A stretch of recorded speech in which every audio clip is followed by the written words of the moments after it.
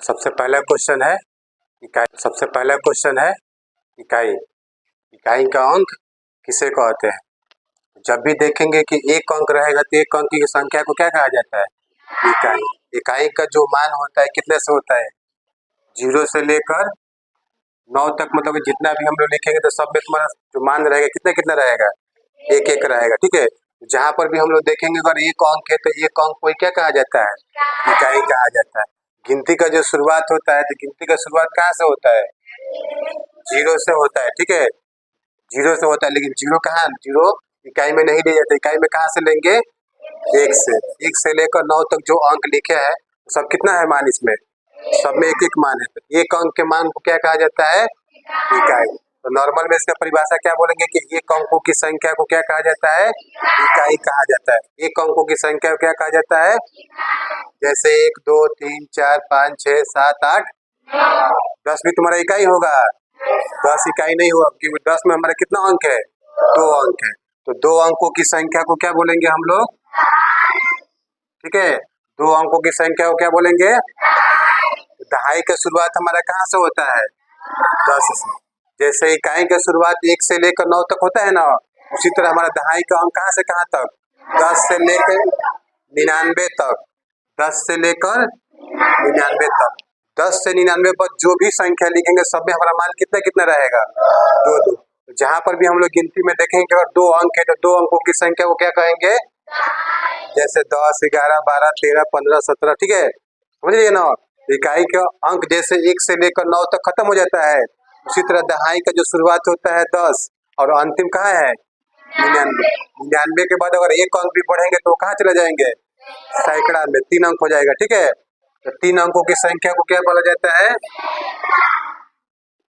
सबको समझ में आ रहा है ना? तो 3 अंकों की संख्या को क्या कहते हैं? सैकड़ा। तो सैकड़ा का शुरुआत हमारा कहाँ से होता है? 100 से लेकर कहाँ तक? 100 से लेकर 900। 100 से 999 के बीच में जो भी संख्या लिखेंगे उसको हम लोग क्या बोलेंगे? जैसे 10 से लेकर 99 के बीच में जो भी हम लोग लिखेंगे सबको क्या बोलेंगे? समझ में आ रहा है? उसके बाद से हम लोग सैकड़ा के बाद से क्या होता है? 1000। 1000 में हमारा मान कितना होता है? 1000 में हमारा 4 अंक होता है। कितना अंक होता है? 1 2 3 4 अंकों की संख्या को क्या बोला जाता है? 1000 का शुरुआती अंक 1000 और 1000 से 9900, इसके जो भी मान लेंगे इसके बीच में तो सब क्या बोलेंगे? उसको 1000 बोलेंगे। फिर 1000 के बाद से क्या होता है? 1000 के बाद से 10,000। तो 10,000 में जो मान होता है कितना मान होता है? 5। 5 अंकों की संख्या को क्या बोला जाएंगे? 10,000। देख रहे ना, यहाँ पर 1000 में हमारा 3 जीरो है, 10,000 में कितना जीरो है? 4। इसमें कितना अंक हो रहा है? 1 2 3 4। 5 अंकों की संख्या को क्या बोला जाता है? 10,000। जैसे 10,000 11,000 12,000 13,000। समझ रहे हैं ना? इसका कुल 10,000 से स्टार्टिंग होगा, अंत कहाँ से होगा? 99,999। ठीक है, 99,900। इसके बाद अगर एक भी मान बोलेंगे मतलब जोड़ देंगे तो कहाँ चला जाएगा? 10,000 के बाद से लाख। लाख में चला जाएगा। ठीक है, कहाँ चला जाएगा? लाख में। तो लाख में जो अंक होता है कितना अंक होता है? 6। 6 अंकों की संख्या को क्या बोला जाता है? लाख। जैसे हम लोग क्या लिखेंगे? 1 के बाद कितना जीरो देंगे? 5 जीरो।